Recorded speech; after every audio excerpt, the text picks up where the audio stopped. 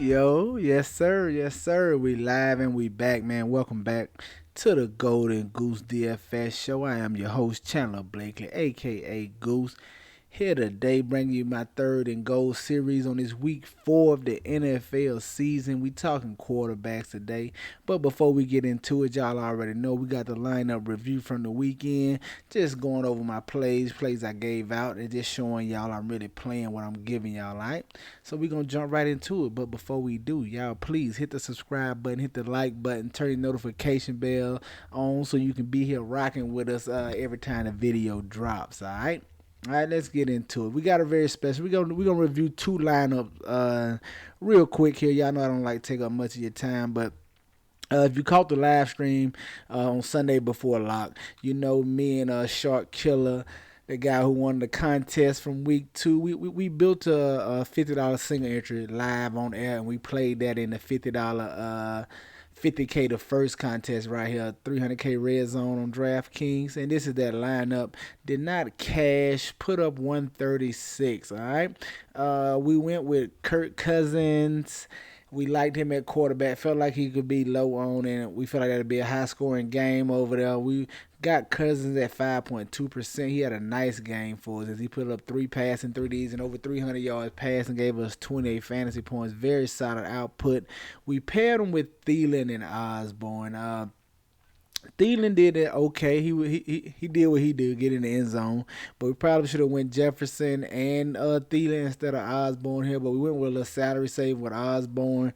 He only gave us 2 receptions, 26 yards. But that stack was okay. We didn't. I'm sorry. We did run it back with Metcalf from Seattle, which turned out to be a solid play. He gave us 25 DK points.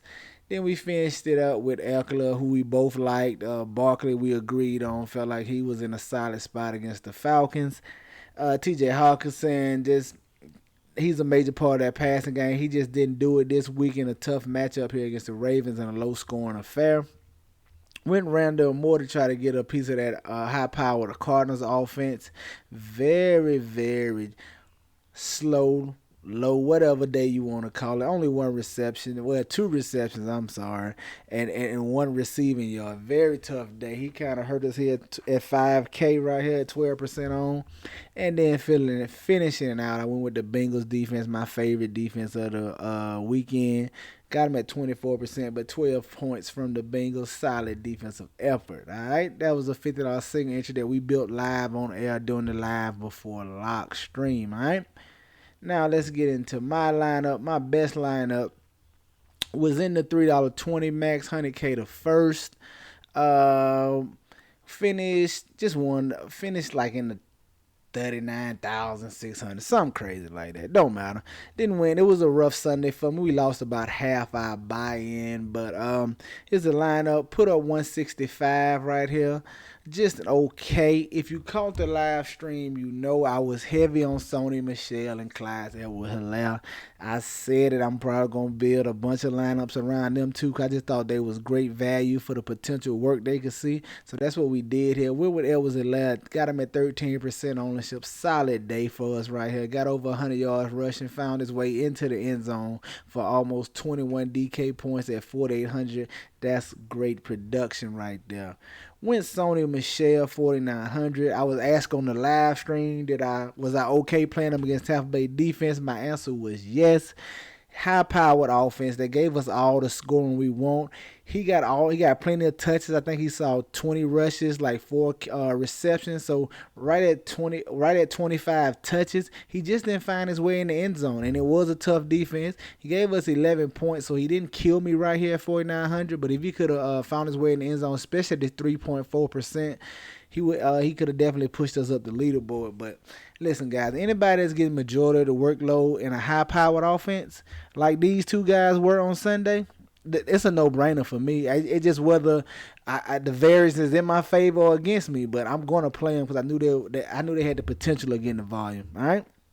So once we locked them two in, I wanted to go with the Stafford stack. Probably was a bit overkill on this game. As you can see, I had with Sony Michelle and the two pass catches. I had four guys from the Rams, but it almost worked out for me. Still, we got Stafford, big day over there, four passing TDs, over 300 yards. 33 fantasy points for him. I paired him with Robert Woods and Cooper Kupp. I wanted to go the top two pass catchers in this one. I thought this game would be a shootout. It was, even though Tampa Bay didn't really keep up on their side. But Woods, 12% ownership. Got 3 receptions, 33 yards. Just an performance, right at 7 DK points. Not nearly enough with all the scoring that took place on Sunday. Paired him with his buddy here, Cooper Kupp, the obvious chalk, the chalkiest player on the slate. Gonna be the chalkiest this week too, but 32% on. Great performance, 31 DK points. I almost got the 100-yard receiving bonus, but found the end zone twice. Listen, if Stafford just has great chemistry with him, or he just loves them, or all the plays just run for him. I don't know what it is, but Cooper Kupp is looking like a fantasy monster right now. But very solid play for us. Once we locked him in, we ran it back with Goodwin on that side, on the Buccaneers side of this game. Solid effort from Goodness. He found the end zone, gave us almost 20 DK points. Very solid effort from him. Finished out the lineup. I wanted a little more value here. I went Marvin Jones Jr. in a game against the Cardinals where we knew they would have to throw. Listen, the Jacksonville probably going to be in games where they got to throw 40 to 50 times every week. So with Marvin Jones Jr. being Lawrence's favorite target so far through the year, wanted to go back to him. He got 6 receptions, 62 yards. It was just a tough day offensively. Wish he could have found the end zone here and really helped us out. Paid up at tight end, just went Kelsey. Wanted to get a piece of that Chargers-Chiefs game. As you can see, the theme for this bill right here. All the high-powered offenses are the high-powered games. You see where I'm from. The Rams, Buccaneers, Chargers, Chiefs, Arizona, Jacksonville. All the high-powered games I thought would be high-scoring. And I just paired them with my favorite defense in the Cincinnati Bengals, all right? Like I said, that was my best lineup, 165. Rough weekend for us, but let's see if we can't increase our pocketbook and bankroll and bank account this weekend. Let's get into these quarterbacks, and we're going to start with my boy, man. I'm going to give you my pay down option I like this week. I'm going right back to him. That's Matt Ryan. I know it's been a rough 3 games so far. You can see it right here. 7 fantasy points, 22-16.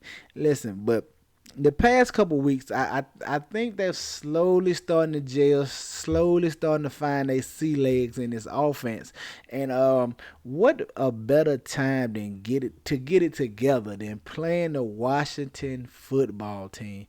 Man, they are giving it up right now through the first 3 games. I think we can see the potential of Matt Ryan having a 300 plus 3 TD game right here in that 5,400. If you pair him with the right pass catchers in this matchup, man, that's gonna set you apart. I don't expect him to draw much ownership in this contest because the high price guys are in great matchups. A lot of high totals out there. You got the Rams going against Arizona, which is probably gonna be everyone's favorite game, man. You got Minnesota and I'm drawing a blank right now. My bad. Whoever Minnesota's playing, man, it's a couple of Minnesota and the Browns. They expecting a lot of offense in other spots in this game. I think Matt Ryan could come in at a little low ownership, and I love his price tag on him. Don't mind rolling the dice on him here, especially in my 20 max and my larger GPPs. All right, coming in. Another QB, I think he may go overlooked just because of his pricing and the QBs he's around and his recent performances. But I'm going to go Jalen Hurts at 6,900. I like him in this matchup against the Kansas City Chiefs, man. They are touchdown dogs, so you know they're going to be playing from behind, going to have to throw, going to have to try to play at a faster pace, maybe forced to come back, maybe down a couple scores in this matchup. And if you watch SportsCenter or whatever, listen to anybody, the perception of Jalen Hurts is he's not really having a good year. He's struggling through the first couple of games outside of that first game in Atlanta, but that may be true real football wise, but fantasy wise, he's been very solid, man. He's averaging 25 fantasy points so far through the first 3 games of the year. I like that at 6,900 in a matchup where they're going to have to pass. And for Jalen Hurts, that means more running opportunity as well because he definitely will take off as he's averaging close to 10, at least 10 rushing attempts a game right now so far the 3 games. I like taking a shot on Jalen Hurts here, especially if I can get him at a little lower ownership because just look at the guys he's priced around, man. He's right here 6,900. He's right here with Aaron Rodgers, Dak Prescott. People are gonna go to. He's $100 cheaper than Matt Stafford. People are gonna play him, man. So I think he just his pricing and where he's at in this matchup, he can go low on, but I think he has a very high upside, especially against a Kansas City Chiefs team who has been giving it up.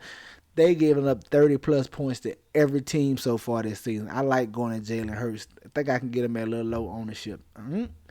And coming in, you seen him on the thumbnail. My favorite place so far, right now as we sit. It's a long week, dude. Who knows how to be? That's why you gotta catch that live before lock on Sunday when we live stream about 11 a.m. Eastern time. All right. But my favorite QB this week, Russell Wilson, going against the San Francisco 49ers. I think people are going to be down on Russ, especially coming off a tough week against Minnesota. He hasn't really gave you big performances like the other big name QBs. He hasn't gave you the 40 like Josh Allen just did, the 37 like Mahomes just did. He just been right here 27, 26, and like I said, he struggled with 16 last week. You couple that with the fact that it's a perceived tough matchup against the 49ers, and it is a tougher defense, but Vegas still has his over under at 50, man. They expecting some points in here. They're expecting the game to be a little closer. I like Russell Wilson in this spot, especially with them coming off of 2 losses. They need a win. I think he comes out focused and determined to try to get them a win here, and that could be good or bad. He could press and make a few mistakes, or he could excel and have a big game from you. But I like Russell Wilson this week, man. My favorite QB player, all right? That's going to do it for us here today, man. Be sure you tune in tomorrow for our running backs video and Wednesday for our running backs video, Thursday wide receivers, and Friday tight ends, so you can see what spots we'll be taking a look at this week for daily fantasy. All right, y'all know the motto, man. Chances make champions. Y'all green up this weekend. I see y'all tomorrow. All right, let's go.